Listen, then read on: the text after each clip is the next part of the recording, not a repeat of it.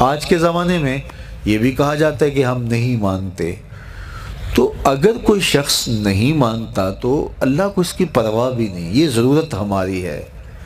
فرمایا کل ما یعبأ بکم ربی لولا دعاؤکم، اے محبوب فرما دو تم نہیں پکارو گے تو اسے بھی پرواہ نہیں ہے، ضرورت تمہاری ہے، مانگنا تم نے ہے۔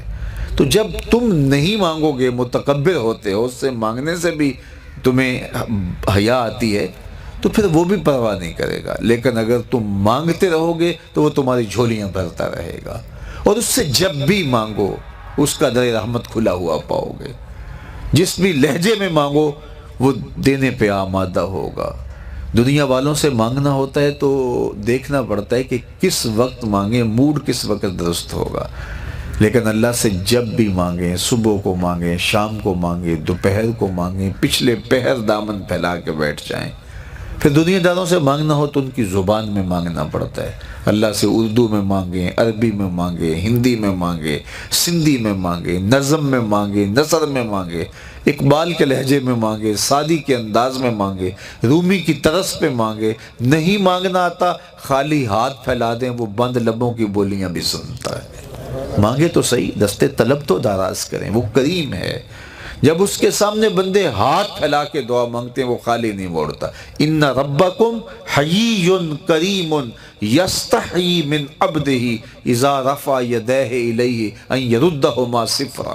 تمہارا رب حیا کرنے والا، زندہ، سخی اور کریم ہے۔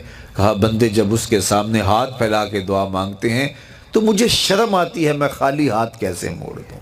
جب انہوں نے مانگا ہی مجھ سے ہے تو میں نے بھی نہ دیا تو پھر کس در پہ جائیں گے؟ میں آپ سے کہتا ہوں جتنے لوگ آپ بیٹھے ہوئے ہیں، اتنے لوگ اٹھ کے کسی دنیا دار کے ڈیرے پہ چلے جائیں اور اس سے ایسی چیز مانگے جس کو دینا اس کے بس میں ہو، تو مجھے بتائیے وہ آپ کو خالی موڑ دے گا؟ وہ کہے گا ڈیرہ داری کی شان کے خلاف ہے کہ اتنے لوگ میرے دروازے پہ آ گئے ہیں اور میں ان کو خالی موڑ دوں۔ جب کسی دنیا دار کے در پہ اتنے لوگ جمع ہو کے چلے جائیں تو وہ بھی حیا کرتا ہے کہ اتنے لوگوں کو کیسے خالی موڑوں، میں ایک ڈیرہ دار شخص ہوں، کیا کہیں گے؟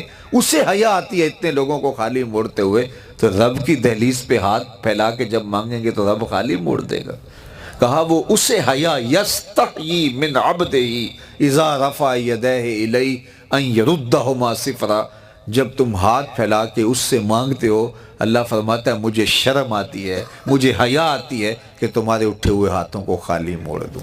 اس لیے کہ اگر میں بھی نہ دیا تو کس در پہ جاؤ گے، کس چوکھٹ پہ جاؤ گے؟ تو اس سے تو مانگو، اپنے لیے بھی مانگو، اپنوں کے لیے بھی مانگو، بیگانوں کے لیے بھی مانگو، شام سپیرے دوپہر مانگو، مانگ لیا ہے پھر مانگو۔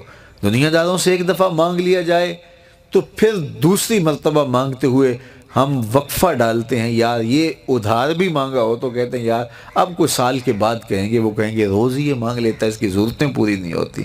لیکن اللہ سے مانگا، ابھی کھڑے تھے اہدنا الصراط المستقیم، اللہ سیدھی راہوں پہ گامزن رکھنا، یہ مانگ رہے تھے ہاتھ باندھ کے۔ پھر تشہد میں بیٹھے تو پھر مانگنے بیٹھ کے ربنا اغفر لی ولوالدی وللمؤمنین یوم یقوم الحساب، مجھے بھی بخش دے، میرے ماں باپ کی بھی مغفرت کر دے، قیامت تک آنے والے اہل ایمان کی مغفرت کر دے۔ سلام پھیرا تو پھر ہاتھ پھیلا کے بیٹھ کے ربنا آتنا فی الدنیا حسنۃ وفی الآخرۃ حسنۃ، بار بار مانگے، 100 بار مانگے، وہ کبھی نہیں کہتا، اس کا در رحمت کھلا ہوا پاؤ گے اور وہ بندوں کو دینے پہ آمادہ ہوتا ہے۔ کوئی مانگ کے تو دیکھے، ہم تو مائل بکرم ہیں، کوئی سائل ہی نہیں، راہ دکھلائیں کسے راہ رو منزل ہی نہیں، جلوہ طور تو موجود ہے کوئی موسیٰ ہی نہیں۔ کوئی سچی طلب لے کے تو آئے، تڑپ تو لے کے آئے۔